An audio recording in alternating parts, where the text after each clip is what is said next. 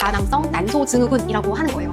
여기서 증후군이라고 하는 것들이 여러 가지 증상들이 있는 것들을 모아진 걸 증후군이라고 해요. 쉽게 말해서 배라는 한 달에 한 번씩 오는 정기배송 같은 거예요. 여드름이 있다고 해서 다모증이 있다고 해서 생리 안 하면 편하시죠. 하지만 안녕하세요. 산부인과 의사 이동입니다. 오늘이 시즌2 마지막 촬영입니다. 아쉬우면서도 많은 것을 알려드렸어야 되는데 싶기도 하고요. 다음 시즌에서는 더욱더 공감 가는 내용으로 찾아뵈려고 합니다. 자, 마지막은요. 정말 많고 그리고 설명도 길어서 많은 진료 시간을 할애하는 질환인데요. 다낭성 난소증후군이라고 하는 거예요. 여기서 증후군이라고 하는 것들이 여러 가지 증상들이 있는 것들을 모아진 걸 증후군이라고 해요. 그런데 다낭성은 한자어로 난포들이 많다라는 뜻이거든요. 그래서 이 이름만 들었을 때는 이해를 하기가 어려워서 설명이 좀 길어지는 경우가 많아요. 오늘은 이 영상을 보셨을 때 첫 번째, 다낭성 난소 증후군이 어떤 질환인지, 두 번째, 왜 이 호르몬 질환은 산부인과 내분비 다 연결이 되는지, 그리고 세 번째는 어떻게 치료해야 되는지 알려드리려고 합니다. 쉽게 말해서 배라는 한 달에 한 번씩 오는 정기배송 같은 거예요. 난소 안에는 작은 난포들이 여러 개가 있는데 그 중에서 대표 선수 하나가 한 달에 한 번씩 나섭니다. 그리고 그 대표 난포가 커지면서 터지고 배란이 되고요. 이게 시간이 지나면서 생리가 터지는 거예요. 그런데 다낭성 난소증후군에서는 이 과정 자체가 원활히 일어나지 않습니다. 대표 선수가 되려고 막 싸우는 아이들도 많고요. 어떨 때는 멈추기도 합니다. 작은 난포들이 너무 많아서 제대로 과정이 이루어지지 않고 그러다 보니까 다른 내분비 질환들이 많이 생기는 경우가 있습니다. 생리도 늦어질 수 있고요. 배란이 잘 안 되다 보니까 임신에 어려움을 겪을 수도 있습니다. 호르몬의 균형이 깨지다 보니까 털이 너무 많이 나기도 하고요. 다모증이라고 해요.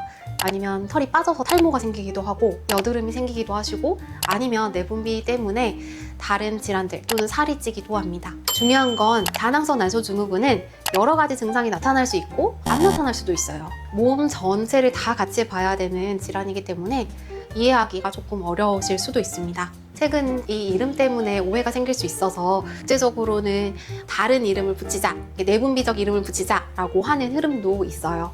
아직 한국에서는 결정되진 않았지만 조금씩 바뀌어가고 있는 추세라고 보시면 돼요. 그래서 진단할 때는 초음파만 봐서 난포만 보는 게 아니라 호르몬도 같이 봐야 한다. 초음파 검사와 혈액 검사가 같이 가야 한다는 것이 진단 기준입니다. 진단할 때 성인과 청소년이 약간 다른데 성인 기준으로 말씀드릴게요. 배란이 잘 되는지 한번 보고요. 두 번째로는 남성 호르몬이 높은지, 그리고 여드름이나 다모증이나 탈모 같은 증상이 있는지, 세 번째로는 초음파에서 다낭성 모양이 보이거나 난소 나이 자체가 올라가 있는지 이렇게 보게 됩니다. 그러면 다낭성이라고 무조건 치료해야 되는 건 아니고요. 언제 오셔야 하냐면요. 생리를 3개월 이상 안 할 때 반드시 오셔야 합니다. 생리 안 하면 편하시죠. 하지만 3개월 이상이 되게 되면 문제가 생길 수 있습니다. 배란이 안 된 상태로 내막이 계속해서 두꺼워지게 되면 내막이 탈락해야 되는 부분들이 남아있기 때문에 오히려 자극이 돼서 나쁘게 변할 수가 있습니다. 그래서 자궁내막 증식증의 위험이 올라가게 되고요. 장기적으로는 자궁내막암의 위험성까지도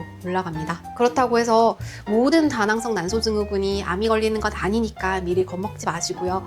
생리를 규칙적으로 하는지 아무리 못해도 2달 반에서 3달 넘어가지 않도록만 병원에 내원해 주시면 되세요. 두 번째로 많이 보이는 증상이 남성 호르몬 증상입니다. 여드름이나 탈모나 다모증이 있습니다. 하지만 여러분 검사를 해봤는데 사실 혈액에서는 남성 호르몬 증가가 없을 수도 있어요. 또는 여드름이 있다고 해서 다모증이 있다고 해서 무조건 다낭성은 또 아닙니다. 그래서 증상만 보고 단정하지 않고 초음파도 보고 혈액 검사도 하는 거예요. 그런데 여러분 갑자기 목소리가 굵어졌다든지 근육량이 늘어났다든지 털이 늘어났을 때 단순하게 다낭성이 아닐 수도 있고 다른 질환도 있으니까 그냥 넘기시면 안 됩니다. 자, 세 번째는 대사와 관련된 질환들입니다. 다낭성일 때 제일 많이 말씀드리는 게 당뇨인데요. 당뇨나 고지혈증의 위험성이 올라간다고 돼 있어요. 생리나 피부나 임신이나 이런 산부인과적인 문제 말고도 내분비적인 문제들, 그중에서도 대표적으로 당뇨가 연관이 되어 있습니다. 요즘에 마운저로 때문에 인기가 많아진 인슐린 저항성, 이 다낭성과 관련이 있어요. 당뇨, 고지혈증, 지방간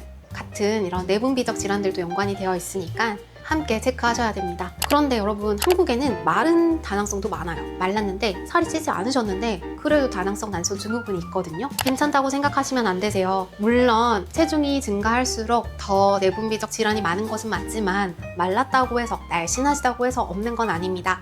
그러니 다낭성 난소 증후군이시라면 당뇨의 위험성에 대해서도 꼭 감별하셔야 합니다. 자, 네 번째는요, 임신과 관련된 것들이에요. 흔히들 배란이 잘 안 된다라고 하면 임신이 안 되나요? 라고 걱정하시거든요. 그리고 어떤 분들은 주변에서 그런 얘기도 듣고 오시고요. 하지만 배란이 규칙적이지 않다는 거지 배란이 되기 때문에 임신이 될 수 있어요. 하지만 다른 분들처럼 규칙적이지 않기 때문에 타이밍을 딱 잡기는 어려울 수 있습니다. 배란이 안 되는 것이 문제라면 배란을 유도할 수 있습니다. 물론 배우자의 상태나 난소의 나이나 난관의 상태 이런 것들도 복합적으로 봐야 되기 때문에 무조건 다낭성 때문에 안 돼 이렇게 생각은 안 하셨으면 좋겠어요. 크게 세 번째입니다.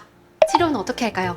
치료는 일단 생리 주기가 규칙적으로 잡히는 게 가장 우선이세요. 생리를 안 한 적이 있다면 규칙적으로 리듬을 만들어주기 위해서 복합 경구 피임약을 먹기도 합니다. 하지만 임신 계획이 있다면 이건 달라질 수 있으니까 꼭 의논해주세요. 피임약이라는 이름 때문에 여러분들이 오해하실 수도 있는데 이 복합 경구 피임약은 생리 주기를 조절해주고요. 자궁 내막을 보호해서 아까 말씀드린 내막이 두꺼워지는 증상을 막아주고요. 남성 호르몬 증상을 완화시키는 목적으로 사용합니다. 두 번째 목표는 대사 건강을 지키는 것입니다. 인슐린 저항성이나 체중, 혈당, 지질에 문제가 있다면 생활 습관 관리도 필요하시고요. 경구약이 필요한 경우도 있습니다. 경구약 중에서 메트포민은 모든 사람이 다 드시는 건 아니고요. 대사 지표라든지 개인의 상태, 체중 등에 따라서 다르게 사용이 됩니다. 세 번째로 목표가 임신이시라면 빠르게 임신을 하실 수 있도록 병원에서 도와드리는 방법들이 있으니까 내원해서 같이 하시면 좋을 것 같습니다. 다낭성 난소증후군을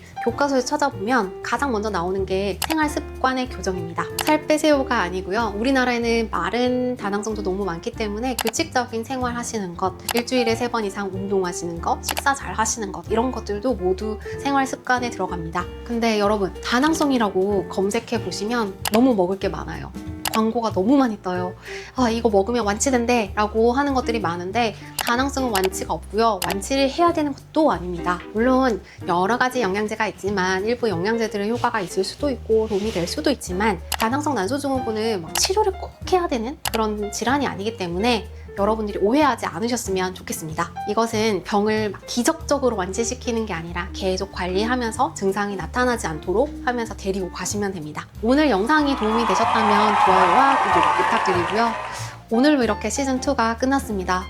시즌2에서는 시즌1과는 다르게 좀 더 자주 오시는 질환들에 대해서 말씀드리려고 했어요. 질염이나 외음부 쪽에 생기는 것들 또는 피임이나 호르몬에 관련된 우리가 흔히 볼 수 있는 것들에 대해서 얘기를 나눠보려고 했었습니다.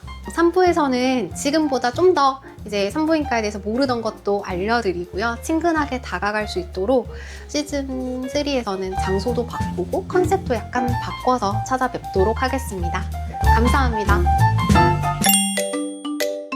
난소는 막 스트레스를 받을 때는 내가 나설 때가 아니라고 생각해서 일을 잘 안 해요. 몸에 살이 너무 많이 빠지거나 많이 찌거나 또는 일적으로 아니 임신을 꼭 해야 된다? 이런 스트레스가 있어도 특히나 다낭성인 분들이 원래부터 호르몬의 불균형이 있기 때문에 이런 외부의 스트레스나 이런 거에 더 취약한 경우가 많거든요. 그리고 요즘에는 회사에서 난임 휴가 같은 것도 쓸 수 있어요. 이게 스트레스를 받으면 배란이 잘 안 된다고 했잖아요. 그리고 보통 난임병원들이 자주 가야 돼요. 아침에 가야 되는 것도 있고 그래서 그런 것들 좀 배려해 주시더라고요. 혹시 그러실까봐 이제 말씀드린 게 털이 많다고 무조건 다낭성은 아니니까 혹시나 오진이 될 수도 있으니까 꼭 이제 검진 받아보시라고 말씀드려요. 보통은 생리 안에서 오시고요. 네, 아니면 헬스장에서 선생님이 살 너무 안 빠진다 가서 검사 받아봐라 하는 경우도 있고요. 요즘에 선생님들이 공부를 많이 하시더라고요. 되게 열심히 하는데 살이 안 빠진다 이래서 검사 받아봐라 라고 오시는 분도 있고 또는 이제 피부과에 여드름 치료하러 갔는데 피부과 선생님 보시고는 이거 다낭성일 수도 있겠다고 그거 치료하자 하고 오시는 분도 있어요. 근데 엄마는 그러니까 그런 생각에서 이렇게 돌아서 가는 뒷모습을 계속 보면서 언제 돌아보려나 이러면서 언젠가 돌아보면 내가 없으면 서운해할까 봐 계속 이렇게 보고 있는 그런 마음이 들더라고요. 피 엄마들은 그냥 간대요. 네. 이게 진짜 구독자 수가 안 느는 것 같아요. 그죠?